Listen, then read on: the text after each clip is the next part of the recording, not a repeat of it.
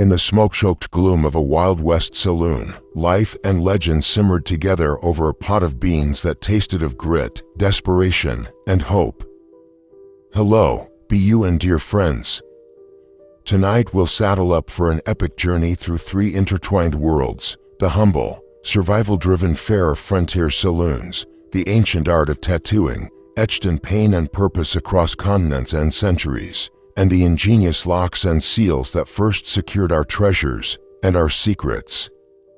Along the way, you'll meet cowboys scraping bowls clean by lamplight, Polynesian chiefs bearing sacred ink, and Egyptian priests guarding temple vaults with wooden pen locks.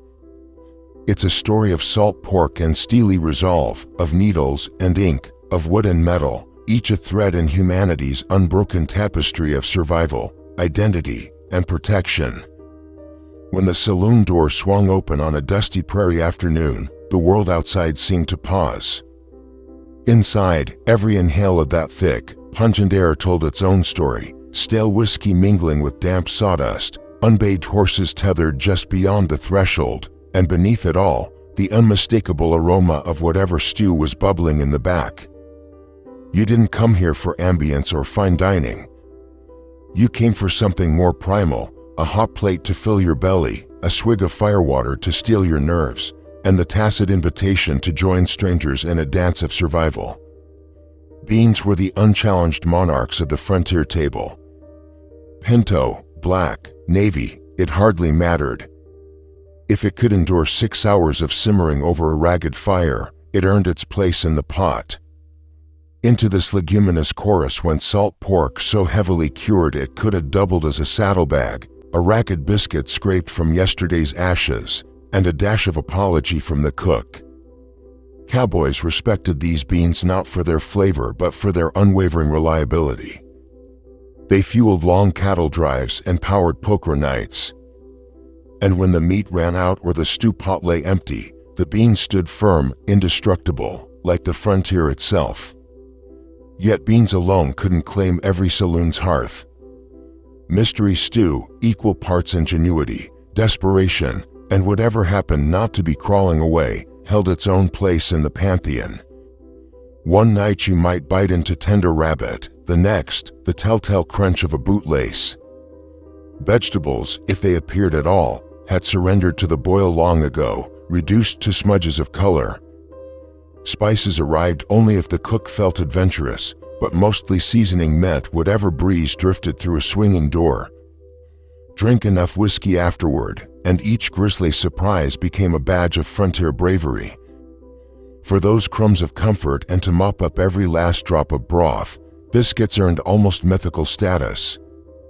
When made right, warm, flaky, and buttery, they inspired hushed praise and local legend. But on most days, they shared fate with hardtack, coarse slabs of flour and water baked until they resembled petrified driftwood. Chewing hardtack was a long suit, requiring strategic soaking in coffee or stew, a dentist's phone number, and a prayer that your jaw would survive. Morning rituals offered their own brand of hope. Cowboy coffee boiled grounds and grit into a thick, tar-black brew that punched hangovers in the gut. On rare occasions, saloons offered eggs, scrambled, fried until yolks turned to leather, or wobbly warnings to stick with whiskey. Some patrons even found chicken at dawn, though often it arrived scrawny and fried in lard until its bones threatened mutiny. Yet even that brittle fare tasted like triumph after days of bean slop. As frontier appetites evolved, so did the human impulse to mark ourselves, and those marks carry stories too. Millennia before modern parlors, humans pressed carbon, bone, and sit into flesh for reasons both sacred and scientific. Ötzi the Iceman, frozen in alpine ice for 5,000 years, bore 61 tattoos aligned with acupuncture points, ancient pain management etched in his joints. In Egypt, women traced patterns on their skin as talismans for childbirth, spiritual armor drawn in dark ink. Across the Pacific, Polynesian chiefs wore their lineage and rank on faces and torsos, inked with bone tools and ritual fervor.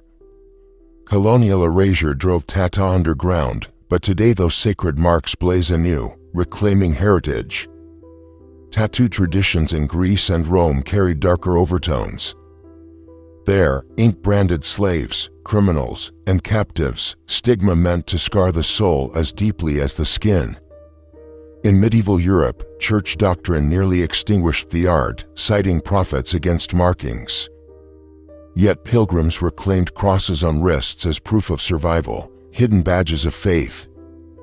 Meanwhile, warrior nomads of the steppes and tribal elders across India inscribed protection, fertility, and identity into flesh, a living tapestry of belief. Locking our world began as primitive necessity and blossomed into mechanical poetry.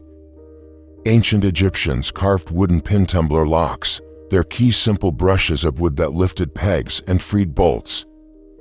Those early security systems guarded temples and tombs, an unbroken link to today's deadbolts. In Mesopotamia, cylinder seals, carved stones rolled across clay, served as signatures and tamper-evident closures, combining identity with deterrence. Greeks trusted social bonds more than machines, using bar and pin devices on doors and chests, while Romans harnessed metallurgy to craft warded locks, puzzle boxes, and ornate ring keys that signified authority. In the East, Han-era Chinese sliding bolt locks blended silent function with symbolic form, cast as dragons or turtles to ward off misfortune. Japanese puzzle locks and Indian trick latch mechanisms layered ritual with security, challenging thieves with hidden sequences and spiritual warnings. Across merchants' caravans and battlefields, travelers carried portable padlocks, chest bolts, and rope seals, safeguarding gold, silk, and secrets from bandits and rival armies. The long roads between empires demanded innovation, two-officer keys echoing modern two-factor authentication, sailors tattooing anchors and mermaids to summon luck, and frontier cooks reminding us that survival often starts with a hot meal and a locked door. Our journey from saloon tables to tattoo needles to temple vaults is more than a stroll through curiosities, it's a testament to human resilience. In every cast iron skillet, every punctured skin, every tumbling bolt lies a story of ingenuity and identity. So next time you twist a key in a lock, savor a steaming bowl of chili, or trace a tattoo's curve, remember, you're touching history shaped by desert winds, ocean voyages, and ancient fires. Through beans, ink, and locks, we continue a legacy of survival, expression, and the unbreakable need to protect what matters most.